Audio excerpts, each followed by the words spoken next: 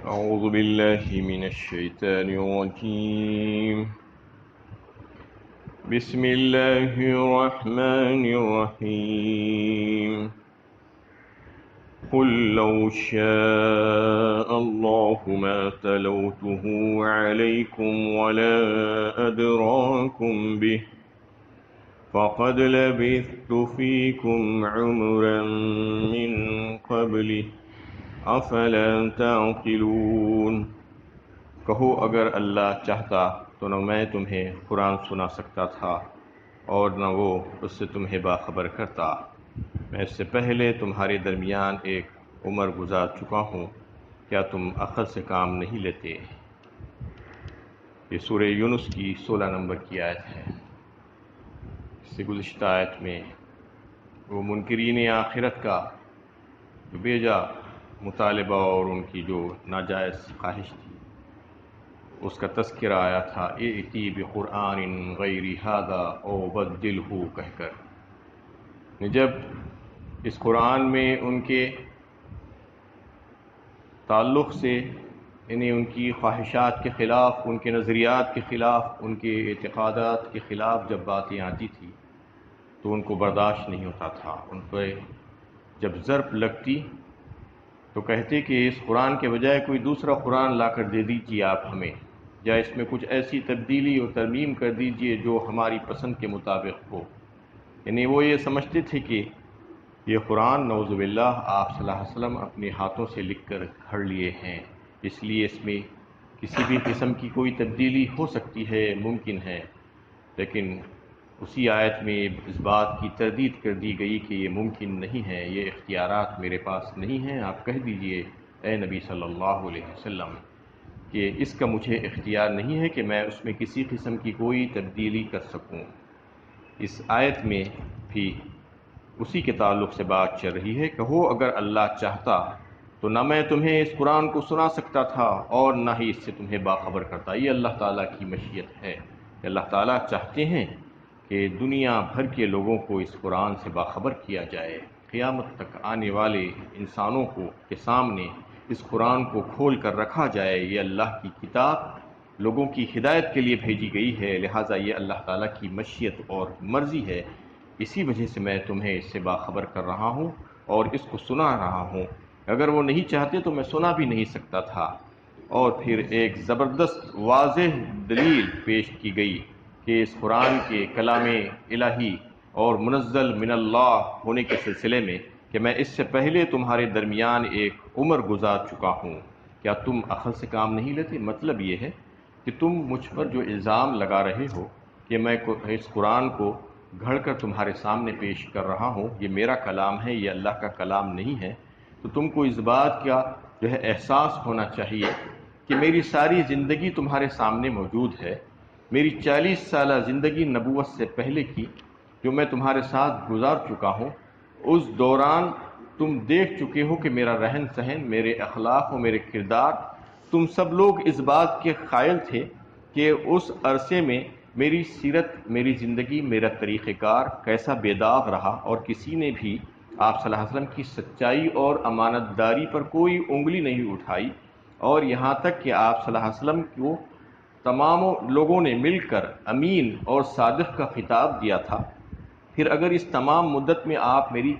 صداقت شاری اور امین کے جو ہے قائل رہے ہیں تو پھر ایسے جو ہے اس قسم کے شخص سے یہ کیوں ممکن ہو سکتا ہے کہ وہ 40 سال گزر جانے کے بعد 41ویں سال اٹھ کر فوراً ہی جھوٹ بول دے اور اللہ تعالیٰ کے لیے جھوٹ بول دے؟ یہ ممکن ہی نہیں ہو سکتا، جبکہ تم اس بات کے قائل تھے میرے تعلق سے کہ میں نے ایسا کوئی کلام بھی اس سے پہلے نہیں کہا تھا جو شاعرانہ کلام کہا جاتا ہے، یا کوئی ایسا ادبی کام میں تمہارے سامنے جو ہے نہیں پیش کیا ہوں اس سے پہلے، اور نہ ہی میں کوئی اپنے آپ کو کوئی مذہبی مصلح کی حیثیت سے جو ہے تمہارے سامنے پیش کیا ہوں کہ میں اس میں ابھرنا چاہتا ہوں یا قوم کی قیادت میں جو ہے کرنا چاہتا ہوں، سیادت کرنا چاہتا ہوں. ایسا کسی چیز سے تم پر یہ ظاہر نہیں کیا گیا. یعنی لوگوں کو یہ محسوس یا کرانا چاہتے کہ یہ غیر معمولی شخصیت ہے، ایسا کبھی نہیں ہوا. آپ بالکل سادی سی زندگی گزارتے رہے 40 سال تک. ایسا شخص 40 سال گزرنے کے بعد نبوت کا جھوٹا دعویٰ کیسے کر سکتا ہے؟ یہ بتا کر یہ کہنا ہے کہ یہ کلام صرف اور صرف اللہ کا ہے، یہ کلام کسی انسان کا ہو ہی نہیں سکتا۔ یہ دلیل جو دی گئی ہے یہ کلام حق ہونے کے لیے، یہ صرف جو ہے کلام حق ہی کے لیے نہیں بلکہ یہ دلیل سارے معاملات کے لیے دی گئی ہے۔ سارے معاملات کا مطلب یہ ہے کہ دنیا میں آپ کسی کو بھی کوئی عہدہ یا منصب دے رہے ہیں جو ذمہ داری کا ہے، تو پھر اس کے سلسلے میں بھی جانچنے کا طریقہ کیا ہونا چاہیے بتا دیا گیا کہ اس کے جانچنے کا طریقہ یہ ہے کہ انسان کی پچھلی زندگی پر نظر ڈال کر دیکھا جائے کہ اس کی پچھلی زندگی کیسی تھی، کیا وہ جھوٹ بولا کرتا تھا، کیا وہ دھوکہ دیا کرتا تھا، یا اس کے پاس صداقت اور امانت داری اور دیانت تھی اس سے پہلے۔ اور اگر صداقت، سچائی اور امانت داری، دیانت داری اس کی زندگی میں موجود تھی تو پھر اس پر بھروسہ کیا جا سکتا ہے، اور اگر ایسا نہیں تھا، صرف وہ زبان سے کہہ رہا ہے اور اپنے دعوے کر رہا ہے، تو وہ دعووں کو سچا نہیں مانا جا سکتا۔ یہی وجہ ہے کہ آج جو منصب اور عہدے جن لوگوں کو دیے جاتے ہیں یہ وہ اس کے قابل ہی نہیں ہوتے ہیں، یعنی ان کی قابلیت اور ان کی صلاحیت جانچنے کا طریقہ جو ہے اللہ تعالیٰ نے یہاں پر بتا دیا قرآن کے ذریعے سے، کہ قرآن کے تعلق سے یہ مثال دی، لیکن یہ مثال ساری جگہ فٹ ہوتی ہے۔ دنیا بھر کے جو ہے جتنے بھی عہدے اور منصب جو ذمہ داری کے دیے جائیں گے اس سلسلے میں بھی جانچنے کے لیے یہی طریقہ اختیار کیا جائے کہ وہ واقعی میں اس کے پاس اس عہدے کو نبھانے کی قابلیت اور صلاحیت ہے یا نہیں ہے، کہ اس کی پچھلی زندگی پر غور کر کے جائزہ لے کر دیکھا جائے، اور اس کی پچھلی زندگی جو ہے صداقت اور امانت اور دیانت پر جو ہے تو پھر اس کو وہ عہدہ دیا جا سکتا ہے، یہ سمجھا جا سکتا ہے کہ وہ قابل ہے اس کے۔ ورنہ آج جو ہے اس قسم کے جھوٹے اور بددیانت قسم کے لوگوں کو عہدے دے دیے جاتے ہیں جو اس کے بالکل قابل ہی نہیں ہوتے ہیں، جو چور اور خائن قسم کے جو لوگ ہیں۔ اس کی وجہ سے آج سارے معاشرے میں جو ہے فساد پھیلا ہوا ہے۔ تو اس میں جو ہے انہیں یہ آیت میں جو ہے یہ بات سمجھائی گئی ہے کہ نہ صرف یہ قرآن کے لیے ہے بلکہ دنیا بھر کے سارے معاملات میں بھی اسی کو سامنے رکھ کر جو ہے جانچا جائے کہ انسان وہ عہدے کے قابل ہے یا نہیں ہے۔ فمن أظلم ممن افترى على الله كذبا أو كذب بآياته إنه لا يفلح المجرمون۔ پھر اس سے بڑھ کر ظالم کون ہوگا جو ایک چھوٹی بات بنا کر اللہ کی طرف منسوب کرے یا اس کی آیتوں کو چھٹلائے، یقیناً مجرم کبھی کامیاب نہیں ہوں گے۔ یعنی اللہ کی طرف جھوٹ باندھنے والا جو ہے وہ سب سے بڑا ظالم ہے بتایا گیا ہے۔ صرف جھوٹ بولنا خود بہت بڑا گناہ ہے، اور پھر اللہ تعالیٰ کے تعلق سے جھوٹ بول دینا، اللہ تعالیٰ کی طرف کسی چیز کو منسوب کر دینا، کر جھوٹ بولنا، یہ تو ظلم کی انتہا ہے، اور ایسا ظلم کرنے والا جو مجرم ہے وہ کبھی کامیاب نہیں ہوگا۔ وَيَعْبُدُونَ مِن دُونِ اللَّهِ مَا لَا يَضُرُّهُمْ وَلَا يَنفَعُهُمْ وَيَقُولُونَ هَؤُلَاءِ شُفَعَاؤُنَا عِندَ اللَّهِ قُلْ أَتُنَبِّئُونَ اللَّهَ بِمَا لَا يَعْلَمُ فِي السَّمَاوَاتِ وَلَا فِي الْأَرْضِ سُبْحَانَهُ وَتَعَالَى عَمَّا يُشْرِكُونَ۔ یہ اللہ کے بجائے ایسی چیزوں کی پرستش کرتے ہیں جو ان کو نہ نقصان پہنچا سکتی ہے اور نہ فائدہ، اور کہتے ہیں کہ یہ اللہ کے ہاں ہماری سفارشی ہیں۔ کہو کیا تم اللہ کو ایسی بات کی خبر دیتے ہو جسے وہ نہیں جانتا؟ نہ آسمانوں میں اور نہ زمین میں، پاک اور بلند ہے وہ اس شرک سے جو یہ لوگ کرتے ہیں۔ یہ سورہ یونس کی 18 نمبر کی آیت ہے، انتہائی اہم ترین آیت ہے شرک کی نفی کرتے ہوئے۔ جو آج معاشرے میں شرک مختلف طریقوں سے پھیلا ہوا ہے اور لوگ غلط فہمیوں کا شکار ہیں، اور اپنے کام کو جسٹیفائی کرنے کے لیے کہتے ہیں کہ یہ ان کی ہم عبادت نہیں کرتے، ان کی عبادت نہیں کرتے، بلکہ ہمارے وہ سفارشی ہیں، ہم ان کے پاس شفاعت کرانے کے لیے جاتے ہیں۔ ان تمام باتوں کی نفی اس آیت میں اور اس کے ذریعے سے مختلف صورتوں میں مختلف آیتوں کے ذریعے سے اللہ تعالیٰ نے کر دی ہے کہ یہ خام خیالی مت رکھو، یہ خوش فہمیوں میں مت رہو کہ تم جو سمجھ رہے ہو وہ صحیح ہے، کہ تم جو ہے ہمارے پاس ہمارے سفارشیوں کو لا کر اپنی نیا پار کرا لو گے اور اپنی کامیابی حاصل کر لو گے۔ ایسا ممکن نہیں ہے، یہ بتایا گیا ہے۔ اس میں سب سے پہلے تو یہ بات بتائی گئی ہے کہ وَيَعْبُدُونَ مِن دُونِ اللَّهِ مَا لَا يَضُرُّهُمْ وَلَا يَنفَعُهُمْ، یعنی یہ اللہ کے بجائے ایسی چیزوں کی پرستش کرتے ہیں جو ان کو نہ نقصان پہنچا سکتی ہیں اور نہ فائدہ۔ سب سے پہلی چیز تو یہ سمجھ لینا چاہیے کہ دین اسلام جو ہے دیگر مذاہب کی طرح نہیں ہے کہ ان کی بھی عبادت کر لو ان کی بھی عبادت کر لو چل جائے گا، ایسا نہیں چل سکتا۔ لا سے شروع ہوتی ہے بات، لا الہ الا اللہ کہہ کر، لا الہ الا ہو کہہ کر بات شروع ہوتی ہے۔ نہیں ہے کوئی معبود، ساروں کی نفی سب سے پہلے کی جائے گی،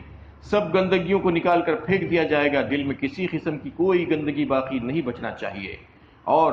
سارے سچائی کے ساتھ، دل کی گہرائیوں کے ساتھ ایک اللہ کو واحد تسلیم کرتے ہوئے، اللہ کی وحدانیت کو تسلیم کرتے ہوئے پھر اس کی عبادت کا حکم دیا گیا ہے۔ سب سے پہلے سارے لوگوں کو باہر نکال دینا، دل میں جتنی محبتیں ہیں اور عقیدتیں ہیں سب کو باہر نکال دینا چاہیے۔ یہ اسلام کی شان ہے، اس میں یہ بتایا گیا ہے سب سے پہلے کہ اسلام کو اس طریقے سے سمجھو کہ اس کی توحید کے ساتھ سمجھو، جو توحید سب سے اہم ترین چیز ہے، اللہ کی وحدانیت، ایک اللہ، اکیلا واحد تنہا اللہ، اس کی ذات میں اور اس کی صفات میں کوئی اور شریک ہو ہی نہیں سکتا، یہ سمجھ لینا چاہیے۔ اس کی صفات میں، اس کی قدرت میں، اس کے اختیارات میں، اس کے تصرفات میں، اس کو یعنی قادر مطلق ہونے میں، اس کی ہر جگہ حاضر و ناظر ہونے میں، اس کے رزاق ہونے میں، یعنی ہر وہ صفت اس کی جو ہے اس کے لیے خاص ہے، یہ سمجھ لینا چاہیے کہ اس کی ذات اور صفات میں کوئی اور شریک اور سہیم نہیں ہے، یہ بات سمجھ کر آگے بڑھنا چاہیے۔ اور یہ چیز جو اللہ تعالیٰ کو ماننا، تو یہ تو مشرکین بھی مانتے تھے، کبھی مشرکین نے اس بات کا انکار نہیں کیا کہ یہ تمام چیزیں اللہ کے علاوہ کسی غیر نے بنائی ہے۔ جب کبھی ان سے سوال کیا جاتا کہ یہ آسمان کو کس نے بنایا، یہ زمین کو کس نے بنایا، تم کو کس نے پیدا کیا، یہ آسمان سے پانی کون نازل کرتا ہے، اور اس کے بعد مردہ زمین جو پڑی ہوئی ہے اس کو زندہ کون کرتا ہے، تمہیں کون رزق دیتا ہے، تمہیں کون کان دیے ہیں سننے کے لیے، تمہیں آنکھیں کس نے دی ہے، زندگی اور موت کا مالک کون ہے، ہمیشہ یہی جواب دیتے تھے وہ مشرکین کہ اللہ۔ وَلَئِن سَأَلْتَهُمْ مَنْ خَلَقَ السَّمَاوَاتِ وَالْأَرْضِ وَسَخَّرَ الشَّمْسَ وَالْقَمَرَ لَيَقُولُنَّ اللَّهُ۔ یہ سورہ عنکبوت میں جو ہے مختلف طریقے سے اللہ تعالیٰ نے اس کو ظاہر کیا کہ جب ان سے پوچھا جاتا ہے کہ کس نے پیدا کیا ہے آسمانوں اور زمین کو، کون ہے خالق آسمانوں اور زمین کا، اور کس نے سورج اور چاند کو مسخر کیا ہے، تو فوراً یہ کہتے کہ اللہ۔ اسی طریقے سے جب آسمان سے پانی نازل کرنے کے متعلق یا دیگر چیزوں کے متعلق بات کی جاتی ہے، ان سے سوال پوچھا جاتا، سورہ لقمان میں بھی آئی بات، اور اسی صورت میں آگے ایک رکوع کے بعد یہ بات آ رہی کہ کون تم کو رزق دیتا ہے، تو یہی کہتے ہیں کہ اللہ، یعنی یہ بات کو تسلیم کرتے تھے کہ اللہ تعالیٰ ہی تمام چیزوں کا خالق ہے اور ہمارا رب ہے، لیکن اس کے ساتھ ساتھ یہ بھی کہتے تھے کہ اس نے اپنے کچھ بندوں کو اس کائنات میں تصرفات کا اختیار بھی دے کر رکھا ہے۔ یہی شرک تھا، یہ شرک وہ لوگ کرتے تھے، اور آج بہت سے ایسے لوگ ہیں جو اپنے آپ کو مسلمان کہتے ہیں اور اس قسم کی جو ہے حرکتیں کرتے ہوئے ذرا بھی نہیں شرماتے، اور یہ سمجھتے ہیں کہ ہم تو شرک نہیں کر رہے ہیں، ہم تو فلاں بزرگ کے پاس جا رہے ہیں، ہمارے تو سفارش ہی یہ تمام چیزوں کی نفی یہ آیت کرتی ہے اور دیگر آیتیں نفی کرتی ہے۔ اس کو اچھی طریقے سے اگر سمجھ لیں گے تو پھر اس کے بعد شرک سے جو ہے دور ہو جائیں گے، شرک سے پاک ہو جائیں گے، کیونکہ انہیں اللہ تعالیٰ نے خود فرما لیا ہے کہ سوائے شرک کے میں سارے گناہ معاف کر سکتا ہوں، شرک کو میں کبھی معاف نہیں کروں گا۔ ان اللہ لا یغفر ان یشرک بہ ویغفر ما دون ذلک لمن یشاء، سورہ نساء میں یہ واضح بات اللہ تعالیٰ کا اعلان آ چکا ہے کہ دیگر تمام گناہوں کو معاف کیا جا سکتا ہے، لیکن شرک ناقابل معافی ہے، تو اس کے لیے انسان بہت محتاط رہنے کی ضرورت ہے۔ تو ان تمام چیزوں سے یہ بات ثابت ہوتی ہے کہ وہ لوگ، وہ مشرکین وہ بھی جو ہے اس بات کو تسلیم کرتے تھے کہ ایک اللہ ہے اور یہ ساری چیزوں کا پیدا کرنے والا وہی اللہ ہے، لیکن ہماری یہ واسطہ وسیلہ ہم کسی اور کو بنا رہے ہیں۔ کچھ تصرفات کا اختیار بھی اللہ تعالیٰ نے دنیا میں کسی کو دے کر رکھا ہے۔ یہ جو ہے یہ گندا عقیدہ ہے، یہ عقیدے میں فساد ہے، یہ خرابی ہے، اس خرابی کو دور کر لینا ضروری ہے۔ اگر یہ خرابی کو دور کیے بغیر چاہے کتنا عمل کرتے رہیں گے، کتنی عبادتیں کرتے رہیں گے، وہ سب کے سب رائے گا اور بیکار ہو جائے گی۔ لوگ یہ سمجھ رہے ہیں کہ ہم اللہ کی عبادت میں لگے ہوئے ہیں، لیکن اس کے ساتھ ساتھ یہ چیزیں بھی چل رہی ہیں۔ یہ چیزوں کو نکالنا چاہیے، پہلے دل کی گندگیوں کو باہر کر کے اس کے بعد اللہ کی توحید کو دل میں لانا چاہیے، تو پھر اس کے بعد فائدہ ہوگا۔ تھوڑی سی عبادت بھی فائدہ دے سکتی ہے اس کے بعد۔ یہی وجہ تھی کہ مکی دور جو تھا، ابتدائی دور اسلام کا 13 سولہ مکی دور، اگر آپ اس کو اٹھا کر دیکھیں تو آپ کو پتہ چل سکتا ہے کہ اس کی جو صورتیں ہیں مکی صورتیں، اس میں زیادہ تر ایمانیات پر بحث ہوئی ہے، عقیدے کو مضبوط کیا گیا ہے، اس کو جو ہے سمجھایا گیا ہے کہ اللہ تعالیٰ کی توحید، رسالت اور آخرت، انہی پر جو ہے وہ سارے مضامین آپ کو ملتے ہیں۔ جبکہ معاشرے میں کون سی برائی، کون سا گناہ نہیں ہوتا تھا اس وقت؟ جناح کاری ہوتی تھی، جوا کھیلا جاتا تھا، شراب پی جاتی تھی، قتل و غارت گری، ہر قسم کے گناہ اس وقت معاشرے میں پھیلے ہوئے تھے، لیکن ان گناہوں کی طرف پہلے توجہ نہیں دلائی گئی۔ سب سے پہلے عقیدے کو مضبوط کیا گیا تاکہ بنیادیں مضبوط ہو جائے، فنڈامنٹلز، پایا جسے کہتے ہیں۔ کوئی عمارت بنانے سے پہلے اس کی لمبائی کے جتنی ہوگی اس کے حساب سے اس کا پایا ڈالا جاتا ہے، اس کا فاؤنڈیشن ڈالا جاتا ہے تاکہ وہ مضبوط ہو جائے، بعد میں گرنے نہ پائے۔ یہی وجہ تھی کہ اسلام کو بہت آگے بڑھنا تھا، قیامت تک رہنے والا یہ مذہب تھا، دنیا بھر کے کروڑہا لوگ اس کو قبول کرنے والے تھے، تو اس سے جو ہے شرک کی نفی کی گئی اور عقیدے کو مضبوط کیا گیا۔ 13 سالہ دور میں یہی کام کیا گیا۔ سارے احکامات کے متعلق جو آیتیں، جو صورتیں نازل ہوئی ہیں وہ مدنی صورتیں ہیں۔ دیکھیے آپ دیکھ کر جو ہے پتہ چل سکتا ہے کہ تقریباً احکامات جو ہے مدینے میں آ کر ہی نازل ہوئے ہیں، لیکن وہاں پر ایمان کو مضبوط کیا گیا۔ یہی وجہ تھی کہ ایمان کی مضبوط ہونے کی وجہ سے صحابہ کرام کی یہ شان تھی کہ آپ صلی اللہ علیہ وسلم کی برکت اور ایمان کی مضبوطی اور قرآن سے لگاؤ اور نسبت، ان کو اللہ تعالیٰ نے کیسے آسمانوں پر پہنچا دیا، کیسے آسمان کے ستاروں کی طرح ان کو سجا دیا۔ یہی وجہ تھی کہ انہوں نے یہ بات کو سمجھ لیا تھا اور ان کے ایمان کو مضبوط کر دیا گیا تھا۔ اس آیت میں اور بہت سی باتیں تشریح طلب ہیں، انشاءاللہ اس پر کل گفتگو ہوگی۔ اللہ تعالیٰ سے دعا ہے کہ اللہ تعالیٰ ہمیں صحیح علم و عمل کی توفیق عطا فرمائے۔